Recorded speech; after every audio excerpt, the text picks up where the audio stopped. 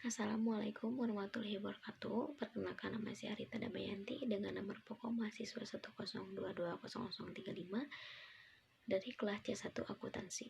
Dalam video kali ini saya buat untuk memenuhi tugas ujian tengah semester Pendidikan Agama 3. Akan menjelaskan sedikit tentang ma'rifatullah. Yang pertama, ahamiyatul ma'rifatullah atau urgensi mengenal Allah Subhanahu wa Ta'ala. Ma'rifah berasal dari kata arafah ya'rifu, ma'rifah yang berarti mengenal. Dengan demikian, ma'rifatullah berarti usaha manusia untuk mengenal manfaat mengenal Allah. Ma'rifatullah merupakan ilmu yang paling mulia dan penting karena materi yang dipelajarinya adalah Allah. Manfaat yang dihasilkan pun tidak saja untuk kepentingan dunia, tapi juga untuk kebahagiaan dunia dan akhirat.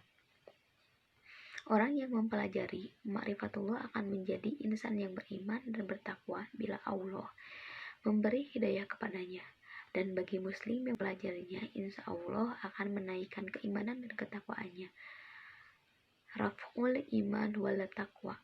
Atas keimanan dan ketakwaan, Allah menjanjikan 5 kebaikan bagi mereka. Yang pertama, al-khalifah, bahwa Allah Subhanahu wa Ta'ala menjanjikan kepada mereka untuk menjadi penguasa di muka bumi ini. Allah berfirman dalam Quran surat An-Nur ayat 55. Yang kedua, tamkinuddin, yaitu diteguhkannya agama Islam di muka bumi. Ketiga, al-amnu, bahwa Allah Subhanahu wa Ta'ala akan mengkondisikan orang-orang yang beriman rasa aman dan tentram setelah sebelumnya mereka selalu ditimpa keresahan dan ketakutan. Yang keempat, al-barakah, keberkahan yang melimpah. Yang kelima, al-hayatun thayyibah, kehidupan yang baik. Dan selanjutnya ciri-ciri dalam ma'rifatullah. Seseorang yang dianggap ma'rifatullah mengenal Allah Subhanahu wa Ta'ala jika ia telah mengenali asma atau nama Allah Subhanahu wa Ta'ala. Yang kedua, sifat Allah Subhanahu wa Ta'ala. Yang ketiga, af'al, perbuatan Allah Subhanahu wa Ta'ala yang terlihat dalam ciptaan dan tersebar dalam kehidupan alam ini. Dan selanjutnya ada dukungan dalil yang kuat. Yang pertama, dalil nakli. Yang kedua, dalil akli. Yang ketiga, fitri. Selanjutnya, figur teladan dalam ma'rifat. Yang pertama, Rasulullah SAW bersabda, "Sayalah orang yang paling mengenal Allah dan yang paling takut kepadanya." Hadis riwayat Al-Bukhari, Muslim. Yang kedua, ulama amilun, sarana yang mengantarkan seorang pada ma'rifatullah. Yang pertama, akal sehat. Yang kedua, para rasul. Yang ketiga, asma dan sifat Allah Subhanahu wa Ta'ala. Cara mengenal Allah ada 2. Yang pertama, jalan yang dilalui bukan atas dasar petunjuk Islam. Yang kedua, jalan yang dilalui berdasarkan petunjuk Islam. Dan katsrotul ma'asyik, jalan penghalang dalam ma'rifatullah, yaitu al-kubru, al-zulmu, al-kazibu, al-fusuku, al-kufru, al-fasadu, al-ghuflah, dan katsrotul ma'asyik. Yang selanjutnya adalah at-thariq ila ma'rifatullah, atau cara menuju ma'rifatullah, jalan menuju pengenalan terhadap Allah Subhanahu wa Ta'ala. Yang pertama, melalui ayat-ayat Allah Subhanahu wa Ta'ala. Melalui ayat-ayat Allah terbagi menjadi 2. Yang pertama, ayat qauliyah adalah ayat-ayat berupa firman Allah Subhanahu wa Ta'ala yang bisa kita jumpai dalam dinamika hidup manusia lainnya. Ayat ini juga sering disebut dengan fenomena alam, kitab suci Al-Quran. Yang kedua, ayat kauniyah. 2. Melalui metode Islam. Dalam metode Islam terbagi menjadi 2. Yang pertama, dalil nakli dan dalil akli. Dalil nakli adalah dalil yang bersumber dari Al-Quran, As-Sunnah. Dan yang kedua, dalil akli merupakan dalil yang berasal dari dalam Quran surat Al-Baqarah ayat 55. Yang kedua, ragu-ragu. Allah berfirman dalam Quran surat Al-Hajj ayat 55. Akal pikiran manusia, di mana akal pikiran manusia tersebut dapat menuntun manusia dalam memahami keberadaan Allah Subhanahu wa Ta'ala. Yang ketiga, melalui metode selain Islam.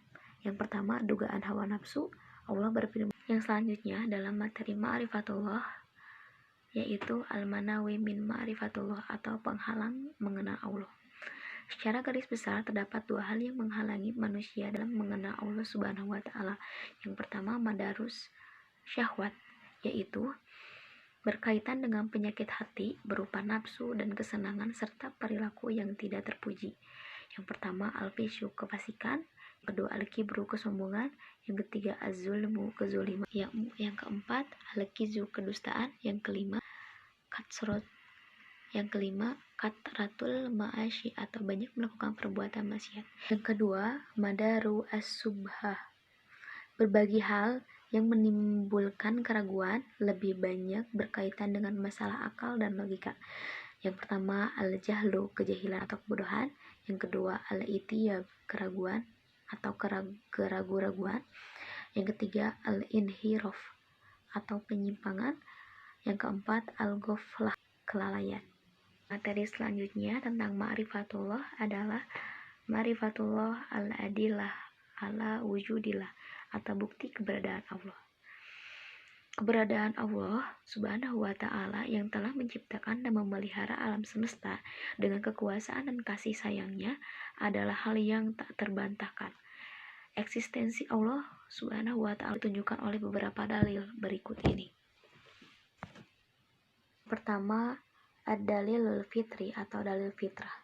Secara bahasa, fitrah artinya al-ikilah, yaitu keberadaan asal kita seorang manusia ciptaan oleh Allah.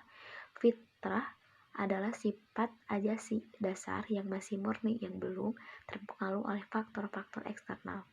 Manusia sejak awal penciptaannya telah membawa naluri bertuhan. Sejak di alam ruh, manusia telah mengakui eksistensi Allah Subhanahu wa Ta'ala sebagai Tuhannya, sebagaimana dalam Quran surat Al-A'raf ayat 172. Ada ad-dalilul hissi atau dalil yang dapat indra. Ada bukti-bukti keberadaan Allah Subhanahu wa Ta'ala yang dapat dilihat, dirasai, atau disentuh oleh indera manusia. Biasanya berupa kejadian luar biasa yang terjadi di tengah-tengah umat manusia. Di antaranya adalah mukjizat para nabi dan rasul yang telah disaksikan oleh manusia. Yang ketiga ada dalilul akli atau dalil yang dapat oleh akal. Bukti rasional atau akal yang digunakan untuk merenungkan keadaan diri manusia. Alam semesta ini dapat menimbulkan adanya Tuhan. Di antaranya, langkah yang bisa ditempuh untuk membuktikan adanya Tuhan melalui akal adalah dengan beberapa teori. Yang pertama, teori segala sesuatu pasti ada sebab yang melatar belakangi. Yang kedua adalah teori keteraturan.